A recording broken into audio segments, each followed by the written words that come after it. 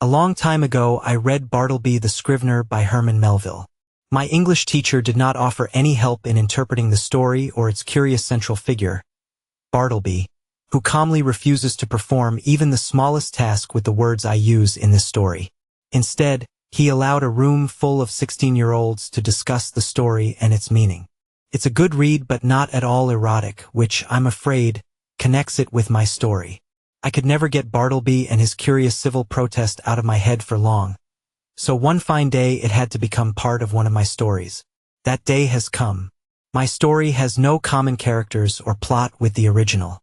I simply borrowed Melville's central quote and applied it to a situation with loving wives. I apologized to Herman Melville. It was on a Friday morning when my wife calmly informed me that she was going on a date that evening after work and would probably return only the next day. Her speech was well prepared, and the speed and confidence with which she delivered it instantly convinced me that there was nothing I could do about it. According to her, she still loved me, but her gaze had become wandering. This was my first encounter with marital infidelity.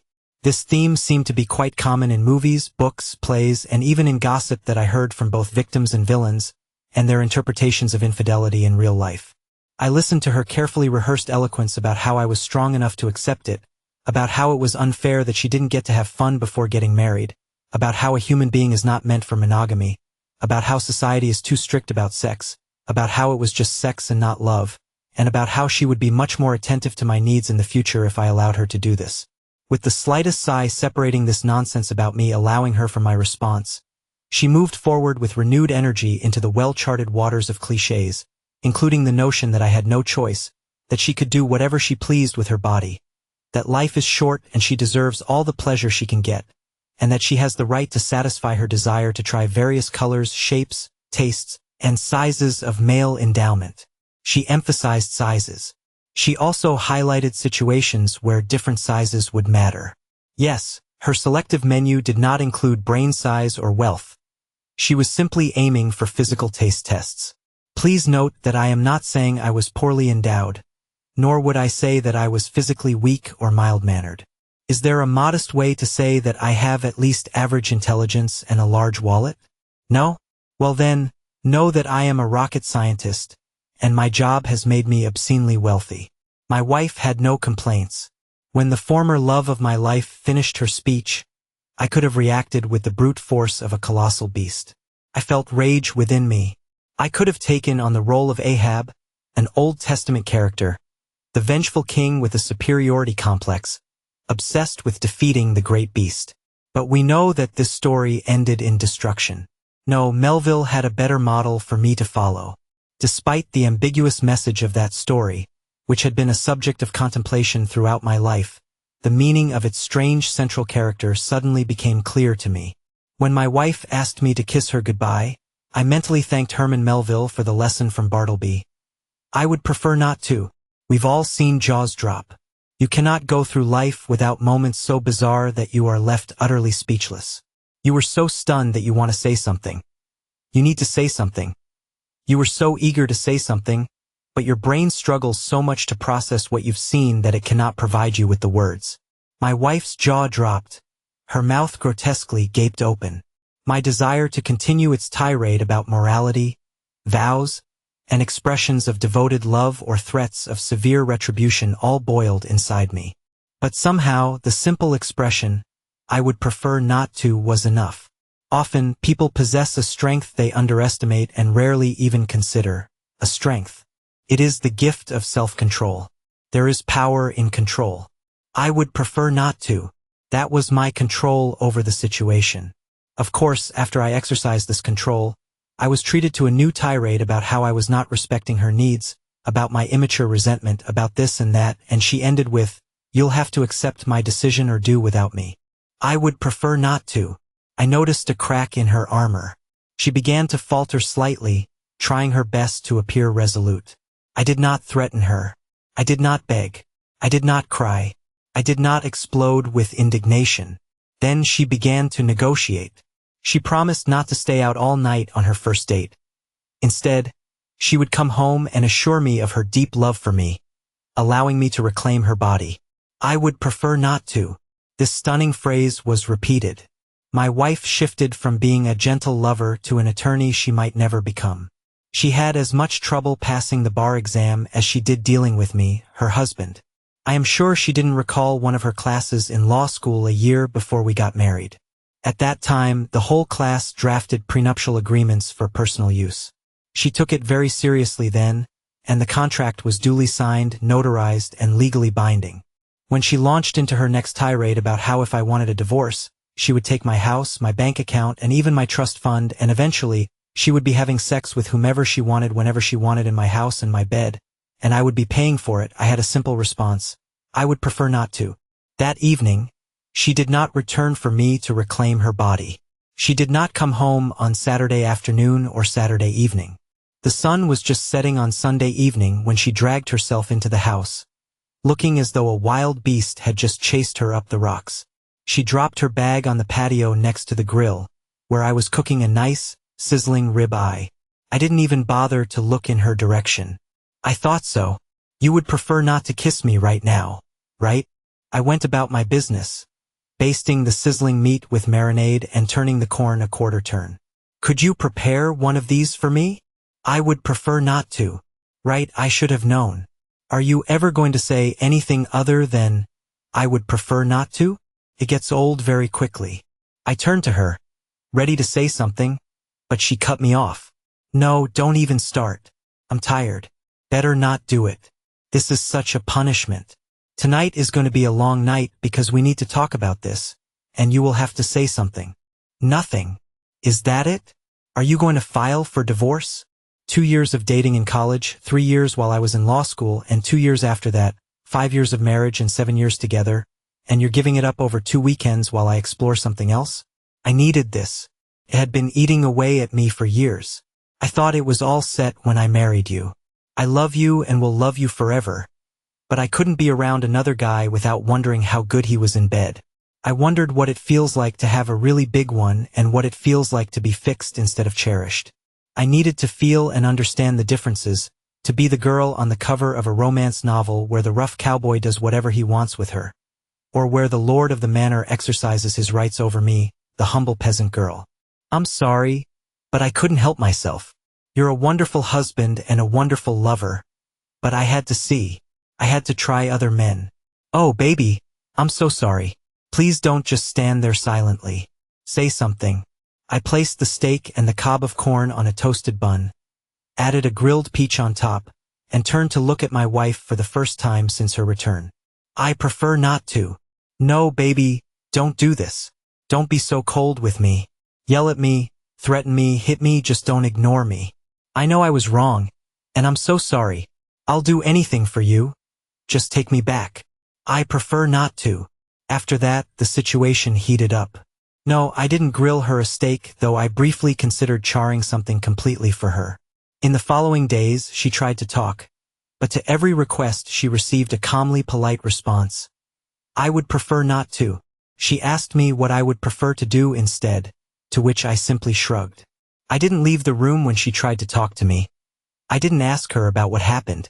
You could say she was desperately trying to win my favor. The next Friday, she came home a little late, talking at 100 kilometers per hour about happy hour, a bar discount with her colleagues, where all she did was drink and laugh. Then she noticed there was nothing on the table, and I was dressed to go out. What's going on? Are we going somewhere? Oh wait, you're not taking me with you, are you? Is this my punishment? Are you going to come back to me? I shook my head and gave her the standard response. I would prefer not to, and I left. I went to have dinner with my parents, who had come to town for the weekend. I put them up at the Hilton by the river because I didn't want to involve them in our home drama. Of course, they already knew everything and were happy to have a wonderful evening with dinner on a river cruise. I returned home at 11:30 p.m., still looking like $1,000,000. I was greeted by my crying wife as I entered the house. I went straight to bed. I don't know what was going through her mind, but the next morning I woke up to the smell of breakfast she had prepared. This time my wife didn't ask me anything before speaking. Last night was awful. You left without me and I stayed home alone. I couldn't shake the thought that you were in town with another woman. I felt so terrible. Now I understand how you must have felt when I was gone all weekend. If I ask you a question, will you answer me honestly? Were you with another woman? Considering that I met with both my parents and my mom is definitely a woman, I honestly replied, yes. Mixed emotions were reflected on her face. She now knew that I had met with another woman the previous evening, which filled her mind with anxiety. On the other hand, I had said something else, something new. Turned out to be a good conversation. I had breakfast and taking my golf clubs, left to play with my father. We talked about everything except my marriage. I returned home just in time to take a shower and dress for dinner. My wife approached me as I was coming down the stairs and heading to the garage. She saw me in a tuxedo, and I took special pleasure in seeing her tonsils when her jaw dropped. She must be really special to deserve a night worthy of a tuxedo. I nodded. Darling, I must say that no one compares to you when you dress like this. All our anniversary dinners were unforgettable. She's a lucky girl, whoever she is. I suppose you don't want to share with me. I would prefer not to. Well, I understand. I understand that I messed up. I understand that I pushed you aside and then spent the weekend humiliating you. I never should have done that. My wife's account of her weekend continued. I will always regret this. Friday's date brought me a burger from a fast food joint on the way to a concert. He told me we had great seats, so I dressed well. You saw me, I looked cute. It turned out that our seats were so far from the stage that I couldn't see the performers even with binoculars, and he made me buy the beer. Well, I drove all the way. It was my car, my gas, and then I bought dinner. In short, my first date on my big adventure was with the cheapest jerk in the state. On the way home, he started groping me.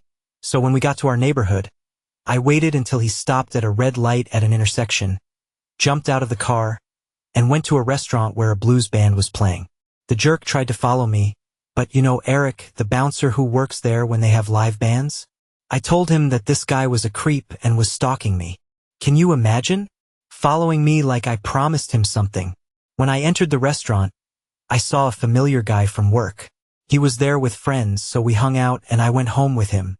But he was so drunk that I had to drive his car myself, and when we got to his place, it turned out that he had the worst whiskey, and his was so tiny. Then he just passed out and I had to sleep on his couch. In the morning, he woke up crawling over me, saying he'd make it up to me. I mentioned that my husband is over 20 centimeters long and asked how he would compare to that. That's when I really felt like an idiot. Instead of looking at things clearly and finally appreciating what I had at home and coming back to you, I decided that I needed to affirm my femininity and sexuality. So I went to a bar. I was about to sleep with some guy, but then his wife burst in. She was furious, her face red. To throw her off the scent, I slapped him and yelled, "You're married!" Ironically, I hadn't taken off my rings. Then I went to the clam shack on the beach. There, a man approached me, flirting like crazy. He was so charming. He kept the conversation going, and he could look me in the eyes instead of just ogling my body. I was about to fall for his charm when two small children ran up to the table shouting, "Grandpa, Grandpa, there you are." I can't tell you how quickly he disappeared. In the end, I rented a room at an old motel near the clam shack, bought a bottle of wine, and went out on the balcony to drink and quietly think. It turned out that on the terrace right below me was a table full of single and divorced women, and their conversation turned to men. They started sharing their dating failures, naming names, and giving details. It seemed my experiences were quite common: misogynists, meatheads, old perverts, and cheap bastards. That's how they described men. Well, I can't blame them much for that. I mean, a girl can hardly expect a man to treat her as an equal and pay for everything. These women on the terrace went through a long list of experiences with married men and men who seemed to be devoted family men but, for some reason, cheated. Then they turned to the physical diversity of the men they had dated. They talked about dating guys from different cultures, races, religions, and even different political orientations. They discussed how size is not as important as how caring their lover is. They all agreed that if you can find both in the same person, you should hold on to him forever. I almost left then to come back home to you, but I had to listen to their conversation until the end. And I'm glad I stayed. I didn't hear anything else. I spent the rest of the night deep in thought about you. I woke up there on the balcony. The sun was already up, shining on my face, starting to burn my skin. I felt awful on many levels. The guilt for what I put you through consumed me. My body was stiff from sleep. I had been curled up on a lounge chair on the balcony. My stomach was upset from the terrible food and the 2 bottles of wine I drank the night before, and my head hurt from all of the above. I arranged for a late checkout and went back to sleep. When I woke up, I took a shower, got dressed, and went home, darling. That evening, I left our house with the first firm intention of cheating on you, but I didn't do it. The universe was on your side, baby.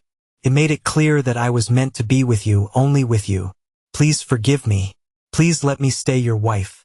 Please, let's forget about my mistake and return to our happy life. Please. Her eyes filled with tears. I felt sorry for her. What I didn't feel was love. I looked into those eyes, the eyes of the woman I had loved for so long, and gave her my answer. I would prefer not to. I didn't tell her that the other woman I met with was my mother. I didn't tell her whether I believed her sad story about how her dreams fell apart that weekend. I told her I loved her because I wasn't sure if I did. I didn't say anything else. She didn't give up. She tried to win back my heart while I managed to avoid her. I traveled for work or stayed in the city after a long day. I responded to her questions only with nods, nodding yes or shaking my head no, but nothing more. I slept in another room. I ate at different times than she did.